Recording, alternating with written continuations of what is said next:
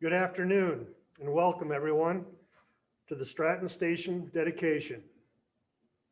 My name is Will McElroy and I'm the Deputy Director for Operations here at the Sanford Underground Research Facility. We've collected here today to pay our respects to one William Jack Stratton. I want to start by saying thank you. Thank you for attending online and those speakers that are able to join us in person here today. I specifically want to thank the Stratton family for taking part in today's event. I want to thank those that had worked with Jack through the homestake years, through the years at SURF. I want to thank Jack's friends that have dialed in today.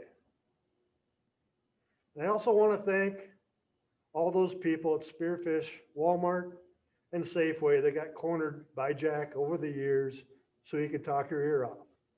That was a little bit of an inside joke here at SURF. There's challenges with COVID everywhere across our country. Our decision was to have this event. It's important. Jack means a lot to us. The one good thing that COVID brings to us is the use of virtual means, because the amount of people wanting to attend this event, I don't think we could have accommodated in one facility. Today, I would like to introduce our speakers that are going to be here to honor Jack. They are Dan Reagan, former homestake, current employee of SURF. Pat Urbanek, former homestake, current employee of SURF. Kevin Ann Christopherson, School of Mines Science, stationed here at SURF. A very special guest today is Jack's granddaughter, Hannah. And then finally, Executive Director for SURF, Mike Headley. Each of our speakers will approach their talk with their own perspective. Without even knowing what they're going to say, I can imagine a common theme. Jack Stratton is a great man, a man that had a positive impact on all those he interacted with. Jack, as all of us, did have faults though. One of Jack's faults, he loved gossip. He loved rumors. The saying was, telephone, telegraph, or tell a Jack.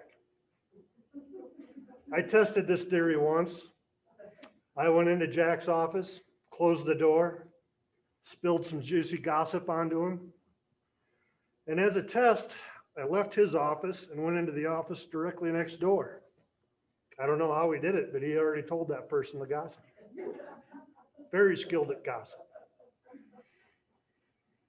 Jack was always there to help. My role early on at the lab was to coordinate underground access. And more often than not, my answer to someone trying to access the underground was no. Well, it didn't take people very long to understand. Once I said no, all that you had to do was go down the hall and talk to Jack. And then I'd hear, sure, we can make that happen. Thanks a lot, Jack. In all seriousness, my experience with Jack Stratton was nothing but positive. I came from the eastern part of the state, not having a clue of what I was getting into. I met this gentleman named Jack. He took me under his wing. He taught me what my job is, how important it is to look out for the safety of those that go underground. He was a walking encyclopedia, a history book of this great property. And I'm forever grateful to everything he had done for me. He was always willing to help me succeed. He was always willing to help the lab succeed. Jack was not here in retirement mode. Jack was here to make a difference. Jack made a difference in me. He made a difference in my coworkers. Jack made a difference in the lab as a whole. I miss him. Now at this time, I'd like to give some special thanks. Special thanks goes to the team that helped pull together today's ceremony. Dan Regan, who is our next speaker, initiated this idea of Stratton Station. And Dan, I thank you for bringing this idea to us. I also want to thank Brooke Anderson and Matt Kappist for all their help in putting together this event. Without further ado, I would like to unveil the Stratton Station plaque.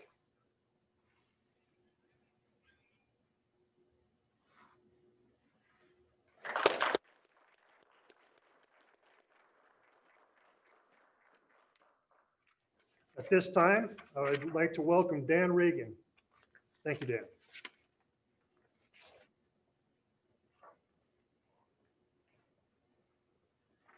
Good afternoon. My name is Dan Regan, Surface Operations Foreman here at SURF. It's been a real pleasure to be part of the team with SURF. I came in with a background of many years of homestake, but I was fortunate to have worked with and around Jack for many of those years. I'm real pleased to have this dedication today to recognize Jack's commitment and participation in getting the lab to the point it is today. Jack and I started very early with homestake.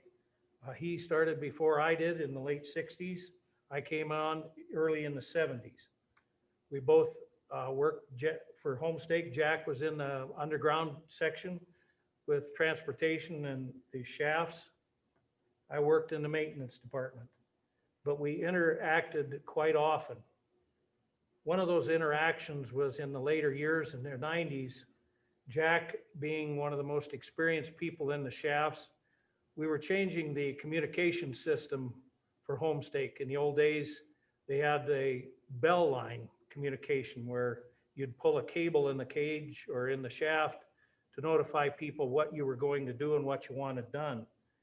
That system was not sustainable to maintain, so it had to be taken out. This presented a lot of stress and a lot of concerns to the people that worked at the lab, or excuse me, at homestake. And the concerns were transferred over to MSHA, the governing agent at the time. And it became serious enough to where we had to put a program together to prove to MSHA that this was the proper thing to do. And it had to bring the staff along to be comfortable with the system that was coming in. Jack was integral in designing that process on how to perform this to get it to a successful conclusion. Jack and I worked close together on presenting that process. At the end of the process, what started out with a lot of angst and consternation of whether it was going to be success or not, finished up where everybody was happy with it and everybody moved on to a more modern means of communication, which is still used today. At the end of that program, it kind of showed what kind of person Jack was. He made a special effort to present me with a thank you card for my participation in it. And I never forgot that. It made a real deep meaning to me, and it really brought to home what kind of guy this was and his integrity and his relationship with everybody that worked here. It meant a lot to me, and I kept that card for many, many years. When we got back to homestake, or where the lab restarted, I brought that card out. He couldn't believe I kept it, but it meant so much to me. I think it brought a real pleasure to his heart to know that it meant that much to me. Another thing that I just mentioned in the later years, before Jack was not able to work at the end, he and I used to get together a lot on Friday afternoons and just hash over the history of homestake and talk about different people. And it was a lot of fun to try to remember people's names. One time we ran into a situation where we couldn't remember who the person was. And I always told him, I said, if you think of it, call me. And if I think of it, I'll call you. Well, later that evening, it came to my head who we were trying to think of. And I called him on the phone and where I was heading for Spearfish. So I called him on the phone and he was ahead of me and we both got a big charge out of it because I remembered the name, but Jack always had a great sense of humor. He was just such a pleasure to be around and he was so helpful to always work with and help get through struggling times. Just as a reminder to reemphasize, I really greatly appreciated working with Jack because he represented the best of integrity, humor, and the ability to welcome all that came onto the property and that had the experience to work with him or around him. So thank you very much, and we appreciate the opportunity to have this dedication. Next speaker will be Pat Urbanek.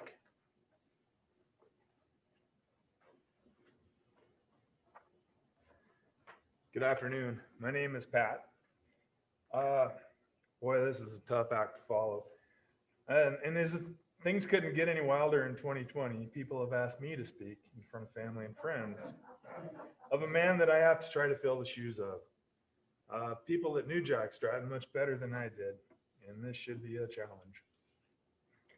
I reached out to friends and coworkers about what to talk about. The best advice was to speak about Jack and the man he was. The worst advice was to tell stories and jokes that Jack was remembered for. This, my friends, would have me in HR pretty fast. I worked with Jack twice. I worked for him at Homestake for a short time, and I worked for him here about 9 years. So after about 20 years combined, I'm still not sure that I can say I knew that man. Jack was a talker, plain and simple.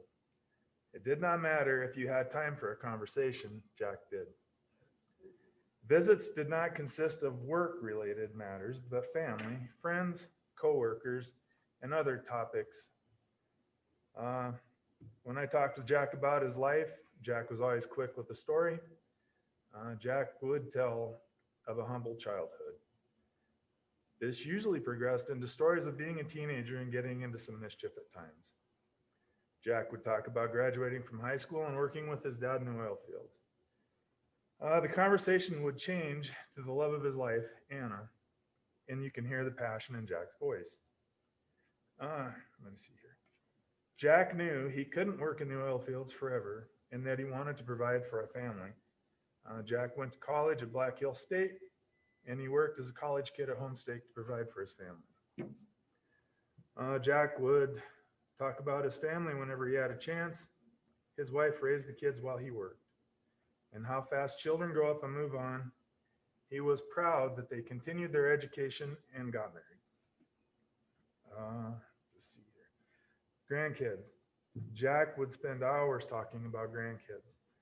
Whether it was in Denver, Sheridan, Rapid City, Torrington, or any other small town that Jack would go to. Every one of his family was special, but grandchildren is what consumed Jack's visit.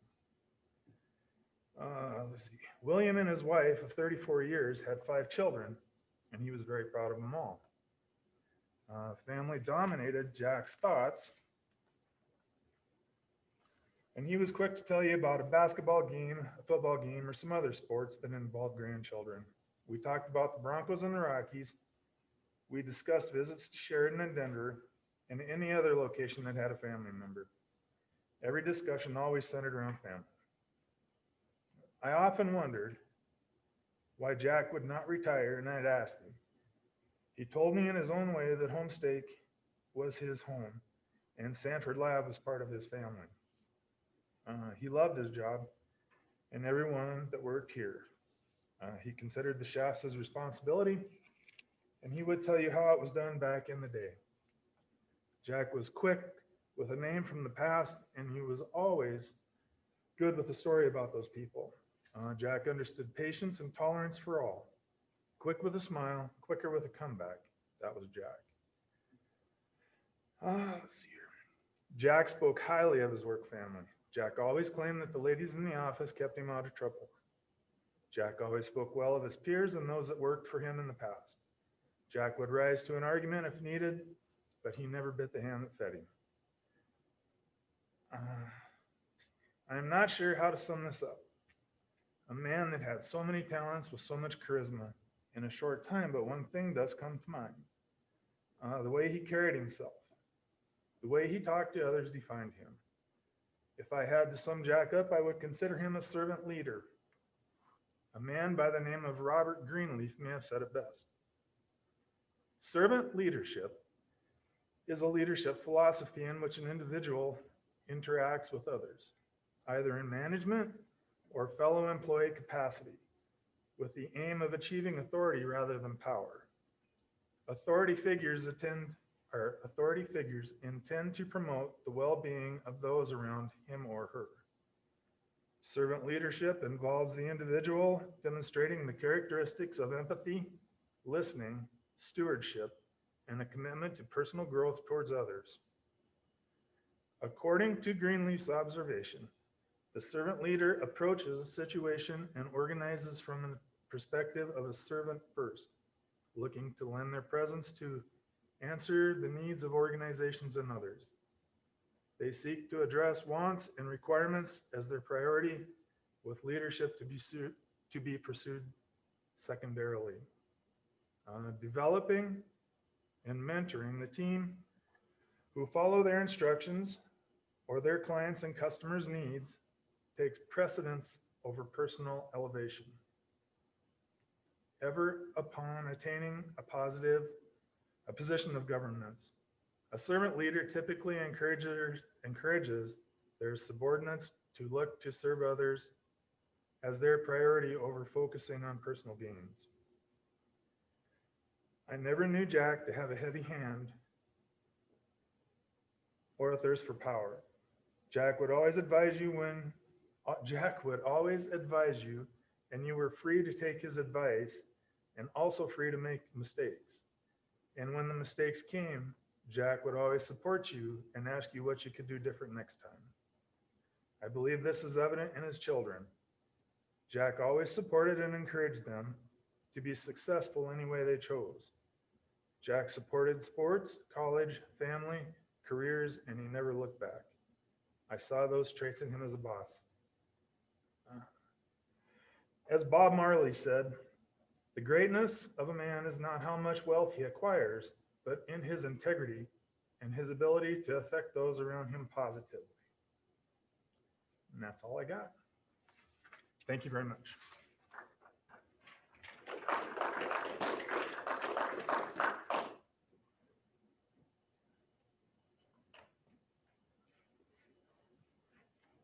Hi, my name is Kathleen Christofferson, and I'm one of the researchers from South Dakota Mines and on the Marana project. That's one of the experiments at the Davis campus.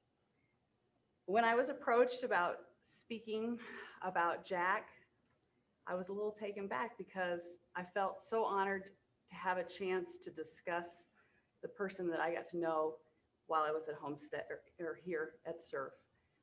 Because I don't have the history of what it was like at Homestake, but I definitely learned it through the discussions that we had together. So starting with the person that I saw he was, just to give you a little background, coming here 10 years ago when the experiment started, I didn't have any contact with Jack. It wasn't until a couple of years later when we started to have the experiment come together that we realized that we were going to need to depend on the Yates and the Yates crew more than we'd expected. And so that brought me to Jack's office.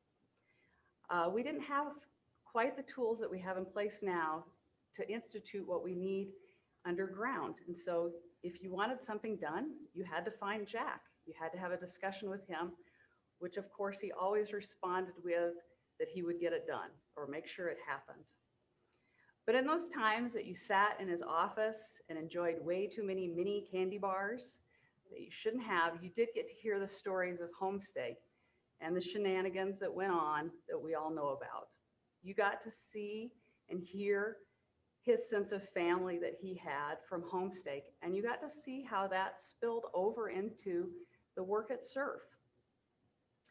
So in his office, this is where we constructed the fact that the Yates would help out the experiment like no other. It would make sure that the crew could handle anything in terms of the lifeline of our experiment, which is liquid nitrogen. So everybody knows about how much that goes up and down the shaft and how much the experiments use it. But there was something really special about talking to Jack and working through that problem. What he did is he took the time to realize that by taking every single one of his members of his crew and letting them come underground, not for a short time, but probably for an afternoon, that he was going to do something that was pretty phenomenal. These Yates crew members would come and spend the afternoon with me to learn how to address the liquid nitrogen system. And you wouldn't think that's much, but what they also got to see was the inner workings of the experiments that were going on inside the Davis campus, something that's pretty hidden to just about the scientists, just simply out of necessity. And when these people were able to come down and see what was going on and what we were doing and the benefit of what they were going to do by helping us handle these problems, it was pretty amazing. Besides, there was nothing more interesting than looking through the windows of Myrana and seeing the copper turning on the lathe, something that you could easily understand, easily explain, and easily see what a difference something underground made. And so I really appreciated that. Jack taking that time to let all of those people come underground individually and learn the systems really, really benefited us as a project and still does to this day. But he's the person that understood that taking that time was going to matter. It also did another thing. It extended that familyness that he had at Homestake of everyone working towards a common goal and understanding how important everyone's job was. That you were a family, that you needed to lean on each other to get projects done. Now, in terms of the man that I really appreciated, I think everybody knows, especially with the Yates shaft, he had something that he loved to tease me about. Probably not something that wasn't appropriate, but it was definitely funny. And coming to this today, I got reminded about a few other things that he liked to tease about. But what I appreciated was he always used it as a segue to start a conversation. He knew he'd get a rile out of me by teasing me, but I stopped, and then we could start and have a conversation that usually led into all the activities of things that were going on underground, how the experiments were going, how his work was going, how his crews were doing, basically how the family was doing. And then that would stretch into our families, our personal lives. And you just got that sense of family that extended outside of these walls. I actually really wish I had a lot more time with him. Thank you.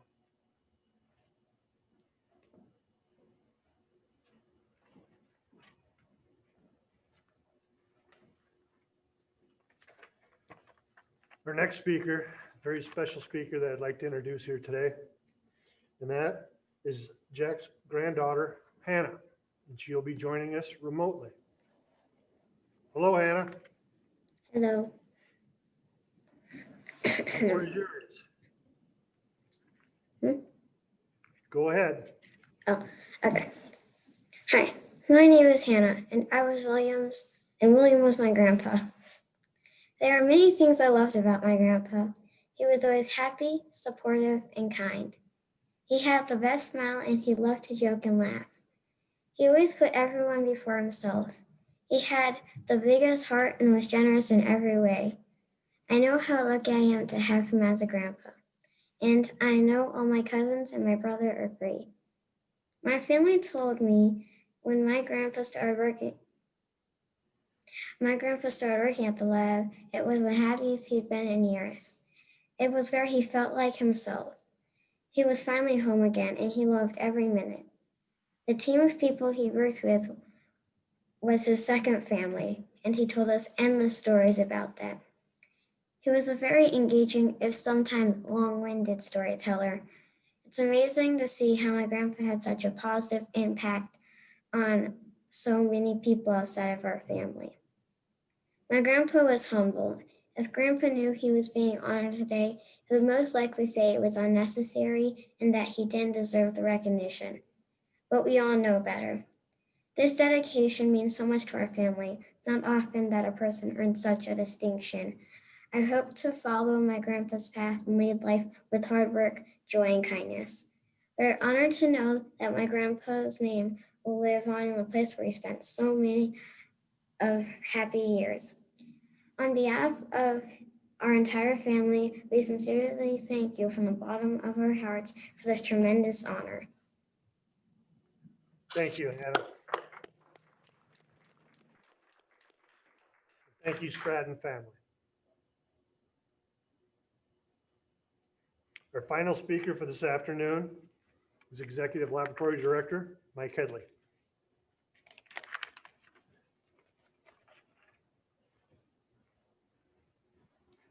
Well, that's certainly a tough act to follow.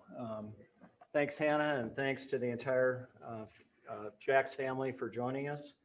And really appreciate your words and participating in the ceremony today. So good afternoon. I'm Mike Headley, Executive Director with South Dakota Science and Technology Authority. And on behalf of the Surf family, I'd like to thank you all for attending this event to honor Jack. And again, I'd like to extend my welcome to Jack's family. We wish you could be here in person. Hopefully at some point when COVID is in our rear view mirror, we would love to have you come here and come see the Stratton Station in person and celebrate with us. And we're really honored everyone is here today to celebrate such a great man and his legacy of 40 plus years working with Homestake and also in the development and the operation of SURF as a world-leading underground research facility. I'd like to thank our speakers and the organizing committee. There's a lot of hard work and heart that went into getting this pulled together. As Will pointed out, it's been an incredibly challenging year with COVID. There hasn't been a lot to celebrate at times. And so I think it's just, it's really special that we get this opportunity to get together and share and honor this man that we greatly respect and his over 40 years of service. As you've heard, Jack has had an incredibly positive impact on so many people here in the advancement of science in South Dakota. We're really proud to honor him. And as you've heard, we all have stories of our interactions with Jack. I'll have to say you all have more than me. But I had one when I first started working here. I was interacting with Jack a lot and there was, in the forecast, we were expecting a big snow event. And being kind of a newbie, I wasn't sure how things worked here when we got big snows. And I asked Jack, what do we do? Should we shut down or what have you? And he looked at me with this big booming voice and said, don't worry, young man. During Homestake days, we never shut down. We just kept going. And in the coming day, we got about 3 feet of snow. So I was, I kind of had the pleasure of being able to kid Jack a little bit about that throughout the years, and he kidded me about it as well. But I think those occasions of when Jack interjected humor into the discussion, I think those always created really special times for everyone. So recently, the SDSDA, we just went through a big strategic planning process, and part of that was re-examining our values, really who we are, and really defining what we stand for and what we're all about. And the person that we worked with in developing these asked a really interesting question. He looked at all of us and said, tell me about the people who in the organization who are the leaders, who really exemplify who or what the SDSDA is all about. And I remember distinctly that Jack's name was one of the first ones that came up. And so we got into a discussion about really what made these people really be a central part of the SDSDA and who we were and what we do at SURF. And as Cavadan and others talked about developing this family here at the lab. And I think the goals, or I should say the core values we came up with really exemplify Jack and how he carried himself, how he led and cared for his team, how he worked with a partner with everyone here at SURF. We heard Cavadan talk about all the great work working with all the experiment teams. And she is one example of many who have been served by the Yates Shaft crew and being able to get underground and get their work done and do that successfully and safely. I'd like to share these 4 core values with you that we ended up with after all of our discussions. And I think they really speak to Jack and how he cared for his family and the family here at SURF as well. So the first one is safety focused. We don't compromise safety or endanger the environment, period. That was a big part of Jack's daily work in making sure people could work safely at the 8 shaft. He cared for others. We embrace and honor the fundamental value and dignity of all individuals. We listen knowing everyone has something to offer and something to learn. Professional. What we do here is important to our community and the world, and Jack got that. We sweat the details to achieve big things. Our behavior and our ethics exemplify our very best. We're team players. We provide unmatched service to those we work with. We're respectful and deliver for our customers and partners. We build trust and not barriers. You know, throughout my career, I've had the privilege of working with some pretty phenomenal leaders. And I have to say, Jack was one of the very best that I've ever had the experience of working with. I'm honored to have served with him and to have learned with him, like all the others in the room here who had a chance to serve alongside him. He was always upfront and direct. He was always honest, even when the news was not the most joyful to communicate to me. He had integrity. And when Jack said he was going to do something, Jack and his team, they delivered, and they did it safely and professionally and made sure that the lab could move forward. The 8 shaft under Jack's leadership has played a central role in SURF becoming really a leader on the world stage of international underground science. I want to thank Jack for his contributions to Homestake, to SURF, the state of South Dakota, and to our country. And to that end, today is a very special day in South Dakota.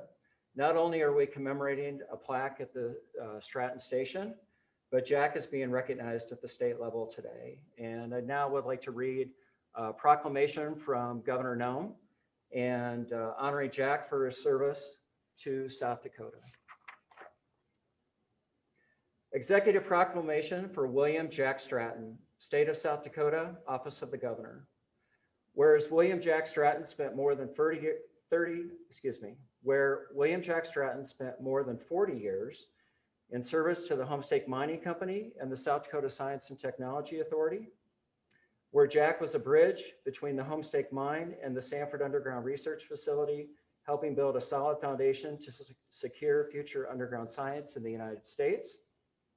Whereas Jack was a guiding force in the transformation of the Sanford Underground Research Facility from its infancy to a world-leading science research facility, where Jack's expertise and institutional knowledge were instrumental in the safe reopening of the facility, allowing SURF to advance fundamental science, where Jack was a leader in the operations of the Ross and Yates shaft, setting a gold standard for work ethics and professionalism and dedicating himself towards advancing U.S. leadership in underground science, where Jack served as a mentor to generations of Homestake shaftmen, SDSDA infrastructure technicians, scientists, and the entire SURF family.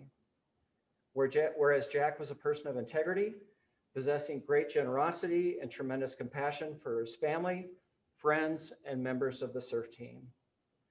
Now therefore, I, Kristi Noem, Governor of the state of South Dakota, hereby proclaim November 19th, 2020 as William Jack Stratton Day in South Dakota. And I join all South Dakotans in thanking Jack for a lifetime of service on behalf of the people of this state.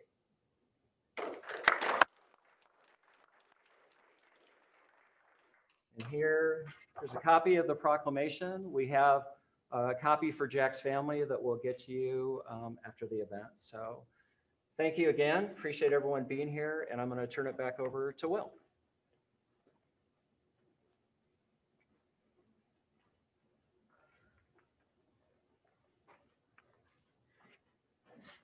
At this point in the dedication, I'm going to narrate the next few moments, whereby it's my privilege to narrate this, by the way.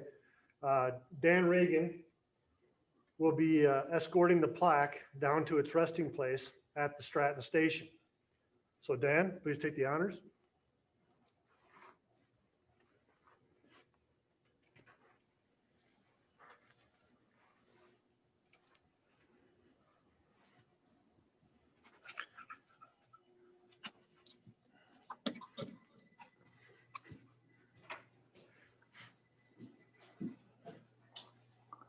This event is being held in the Surf Education and Outreach Building, which Dan is exiting right now, going through the office spaces, which he'll turn to his left and advance towards the catwalk that bridges the E&O building and the Yates Yard.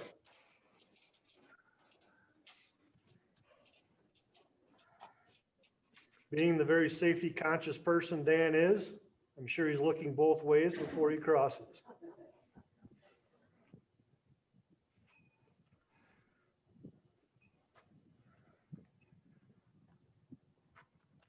And whoever called up the weather for today, thank you. We're very pleased to be able to do this today. This is the Yates Yard that Dan is walking through.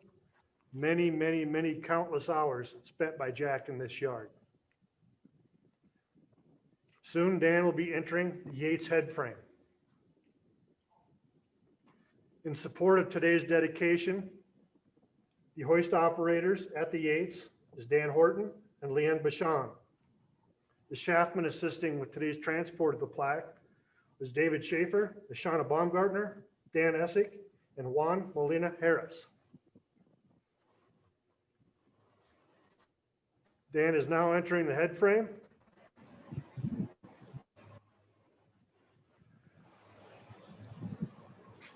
He is now boarding Yates cage, where he'll be in communication with the hoist operator. Notice all the PPE that is due to COVID and the confined spaces of the cage. Face mask, goggles, glasses, and such.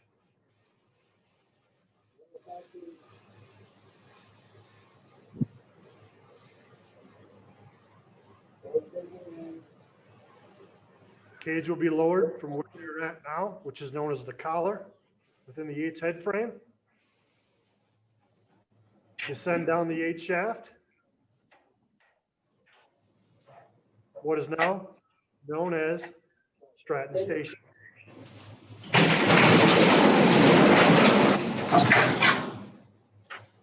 Dan will exit the cage.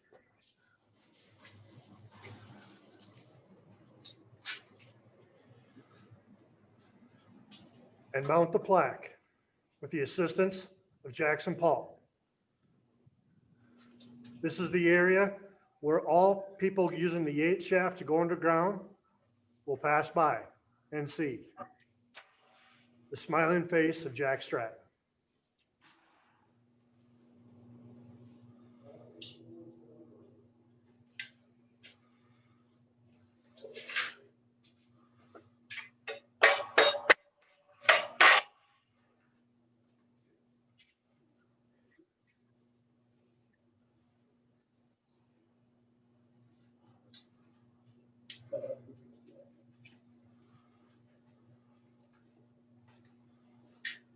Thank you, Dan.